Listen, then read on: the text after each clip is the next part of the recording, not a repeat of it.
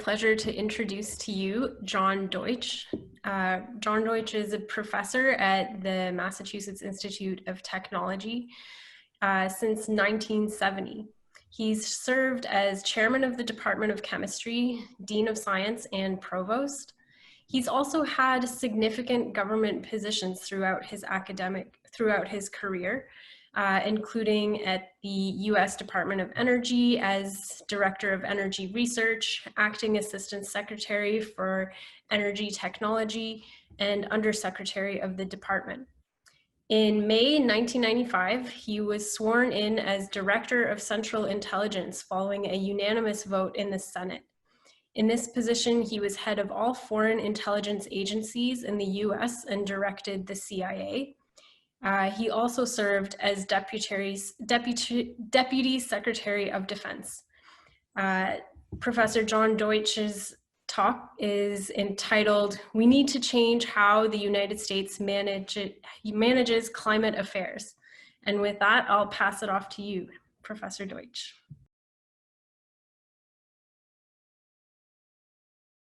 Oh, you are muted by... Am I still muted? No. No, we can hear you. Can you see me? Yes, we can see you too. You can see me too. Oh, you're back. Great. Maybe I want to do it this way. No. I'm very pleased to be with you this morning or late morning. And I want to say nobody thought that when we were planning the MIT conference that plan would be done on Zoom. But in fact, the coronavirus disruption reinforces the subject that I want to speak to you about today. And it follows on some of the comments that were made in the last panel, which basically what my story is this morning is that the United States has got to change in a major way the way it is approaching climate affairs. We just haven't been very successful at doing it in the past. And if we're going to make progress on overcoming the climate change, we are going to have to do a major reorganization of how we are approaching this. Now, when you say government reorganization, most of you should immediately say that's some time when I want to switch the Zoom conference that I'm on. I want something more exciting than the subject of government organization. And veterans of Washington will observe that anybody who thinks that they can achieve government reorganization in a major way are just not, are suffering from massive delusion. But there may be two reasons today why thinking about a major reorganization of the government for managing our climate affairs is important. The first is that people are increasingly recognizing the importance of the climate issue, and that if we don't make better progress than we've been making in the past in a variety of ways, the economy is going to suffer globally, and there's going to be a hell of a lot of social disruption. That change in attitude is about the trajectory that global warming is occurring, is changing public attitudes, changing the position of political leaders, and also of certainly of climate experts. And secondly is the point which I wanted to make right at the beginning. The coronavirus is going to be such a big perturbation to the way the world works that I'm quite confident that societies we're going to be looking for and open to taking different directions and trying to do things in a different way. So it may be an opening for major change as well. What are the developments that have occurred since the Paris Agreement in 2015, which was greeted with such great enthusiasm? What has happened since then to make the issue much more urgent of climate than it has been in the past? What are the issues that have changed? Well, first of all, it's clear now that the first tranche of national declared emission reduction statements that were made by different countries, the pledges that they've made, will not be achieved by the year 2020 as they were promised. That includes the United States. It won't meet its emission target either. The second is an increasing recognition that emission reductions by themselves will not lead to a 2-degree warming ceiling that the Paris Agreement says is so urgent for nations. There's also been, as a result, a lot of talk about the importance of adaptation to climate changes and to global warming. But in fact, it's been mostly talk, and there have been very few concrete actions. And finally, several years ago, at a conference of the parties, there was a promise of $100 billion a year being transferred from rich developed countries to poor developing countries. And that transfer of capital, which is going to be necessary to successfully combat climate change around the world, has not been forthcoming. So there's been experts, as I said, political leaders, the public, I think, are open and believe that some dramatic new approach is necessary. So what are the new directions that people are talking about? Well, first of all, there's a political direction. That is, jurisdictions, that includes New York, California, the European Community, are adopting laws requiring zero carbon emissions by mid-century. These are highly unrealistic goals. They're completely aspirational. Passing laws doesn't mean that it will actually happen. And in fact, there's a great skepticism about these laws. Democratic candidates for presidency are outdoing each other in pledges to spend trillions of dollars combating climate change, but they don't give any hint of how such resources would be either effectively managed or how they would be spent. So it's not surprising that most Americans believe that the issue of climate change is critical, but have low confidence in the government's ability to achieve what needs to be done in order to combat it. The second major change, the second major development, is an aggressive new interest in pursuing climate control technologies in addition to emission reduction. Emission reduction is still of the highest priority and first, but there's also a growing interest in negative emission technologies which will directly reduce the amount of carbon dioxide and other greenhouse gases which are emitted into the atmosphere, such as direct removal of CO2 from the atmosphere, or biological schemes of capturing carbon, or atmospheric geoengineering. Those are the two new technology areas that, along with adaptation and along with emission reduction, are required if we're going to be successful at avoiding adverse climate change. Now, technology is an important subject for this, for climate change, and Americans are always quite optimistic about technology. But it is important to realize that elimination of climate damage will require major scientific and technical innovation, but it must be accompanied by policy changes and by attention to social and economic and regulatory issues that are part of the solution. So technology by itself is not the solution, but effective climate action requires the integration of policy, regulatory matters, economics, and technology. So in 1906, an American philosopher, William James, argued in a speech, regrettably at Stanford University, that the nation needed a moral equivalent of war. It was needed to, the moral equivalent of war was needed to mobilize resources and sustain political unity in order to overcome manifest threats to the public good. This concept has saliency today because of the world's inability to deal with climate change. When fighting a war, citizens band together and devote all their efforts and resources for a common purpose to defeat an acknowledged threat. So the question now is, how do we mobilize ourselves in a way as if it's close to a war-like footing in order to have all of our efforts merge together to make progress on climate. Well, we need to do that mobilization. And so what I would propose to you to think about is the creation of what I call a climate mobilization board for the country. A climate mobilization board which has a very close conceptual link to the war production board that existed during the Second World War to carry all the efforts, a whole of government effort, set of efforts of the nation from home, that is inside the United States, producing weapons, materiel, fuel, carrying it to the troops which are out in the field in the Pacific or in Europe, to troops at huge quantities on time and on schedule in order to lead to a victory in the Second World War. So the creation of a climate mobilization board would be an entirely different approach for how the United States has been addressing the climate problem.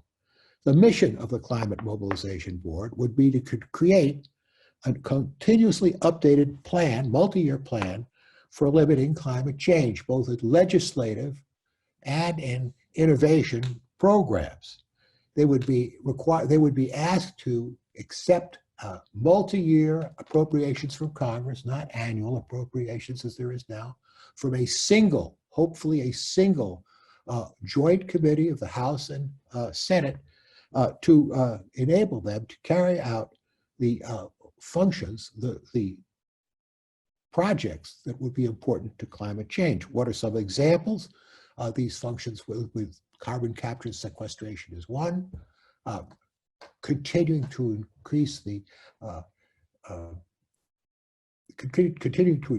introduction of clean electricity production technologies like solar and wind, having a gradual but sustained new electric power grid, which will allow a much larger amount of electricity to be produced, both for power and for transportation uses, and have it established also for that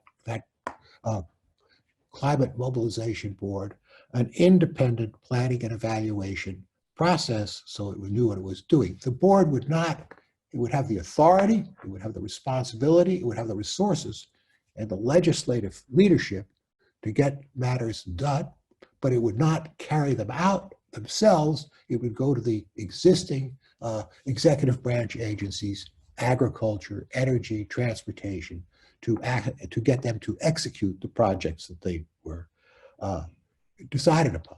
The governments of the board would be a set of independent leaders of the country, not elected politicians. They would be confirmed by the Senate, and the chief executive officer would be selected by the president and also confirmed by the Senate. But board members would represent different points of view, different political affiliations, and certainly different parts of the climate and energy landscape. What would be the priority issues for the board attention? Certainly the idea of having a comprehensive greenhouse gas emission, long charge for emissions of greenhouse gases, long on our agenda. We have not been able to adopt that. It's possible to do, depending upon how the revenues are allocated, but that would be its first priority goal.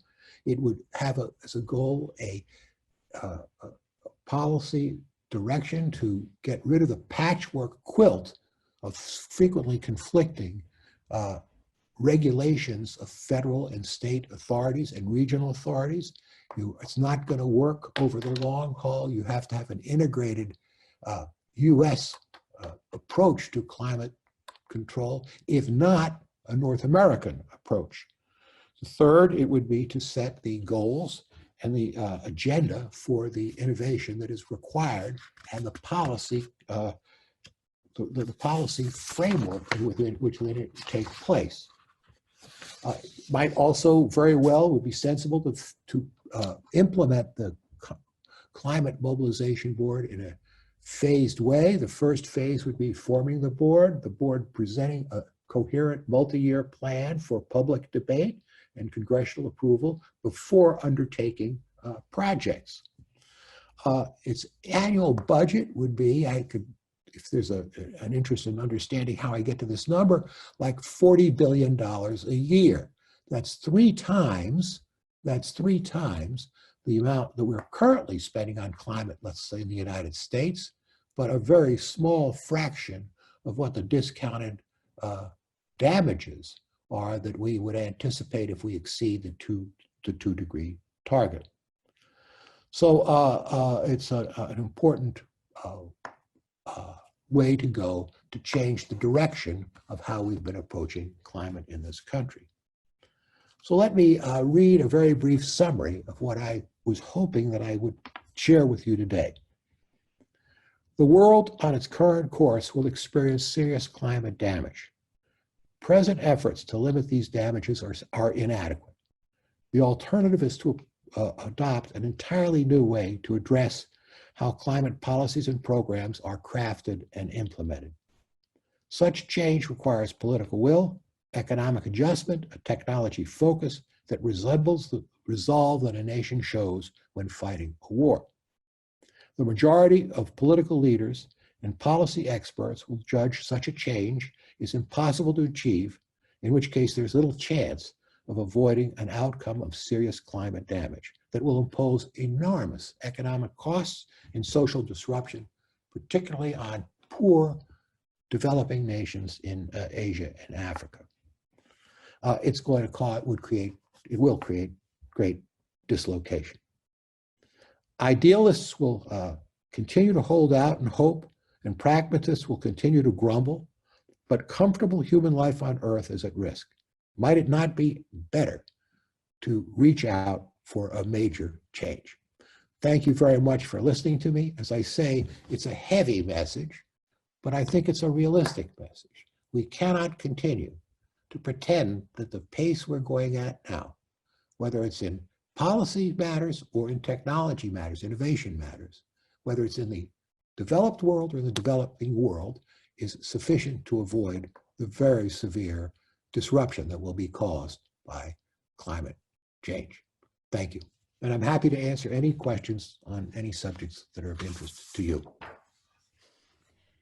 Thanks, John. That was a great talk. We have one question so far.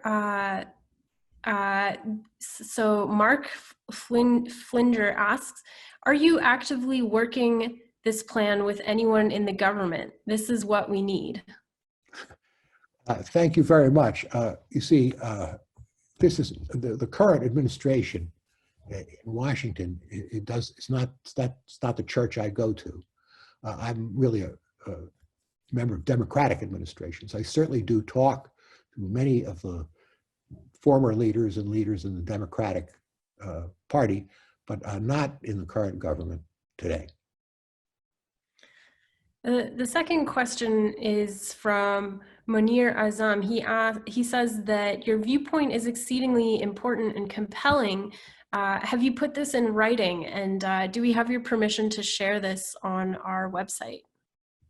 Well, you certainly have the permission to share, and it is currently being shared of this little talk.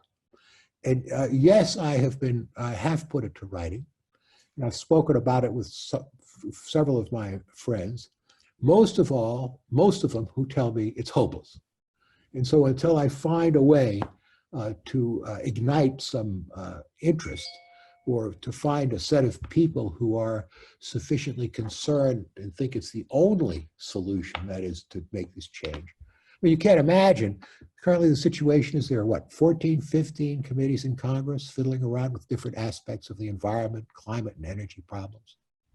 How can that be that we don't have in our legislature one committee, as you would have in wartime, one committee who would have the responsibility for carrying out the legislative oversight?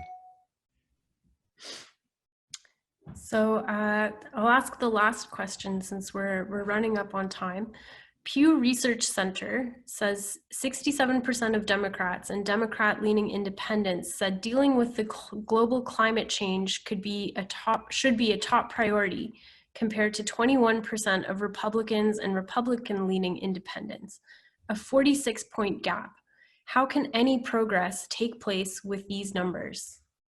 Well, I'm aware of some of these polls, and I also think that they have to be looked at in different ways. It depends upon how the polls are presented.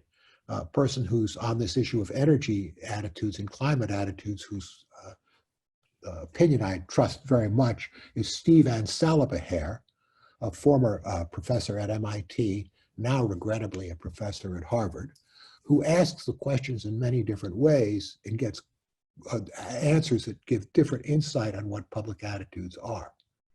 First of all, if you ask in a list, you put in a list several different environmental issues, such as clean air, clean water, and then climate.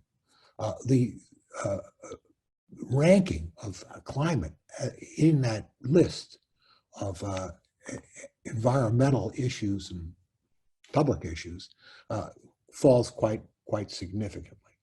And also, if you separate it out between young and old members of the Democratic and Republican Party, you find out that the difference between, they both have the same, they attach the same significance and importance to climate change as an issue. So with younger Republicans, if such a thing exists, the attitude is much more sympathetic to climate issues.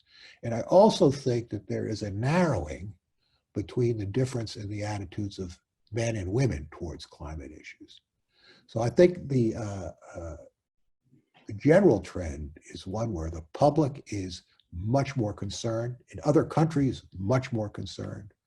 The confidence in government's ability to do something about it is a really serious question. And there, I think there's universal skepticism, of course, reasonably based on the past 30-year history, that the government is not capable of doing something. So I'm going to close with the last comment, which is more of a comment than a question, but can you please share this in an op-ed in a countrywide publication once the current crisis is over? That's another very important point. As I say, I think that the current crisis is going to change people's attitudes to their whole way they live. And therefore, they may be open to very different arrangements to what's important and how it gets pursued by public officials and by private sector. Thank you very much for your time. Thank you. Thank you.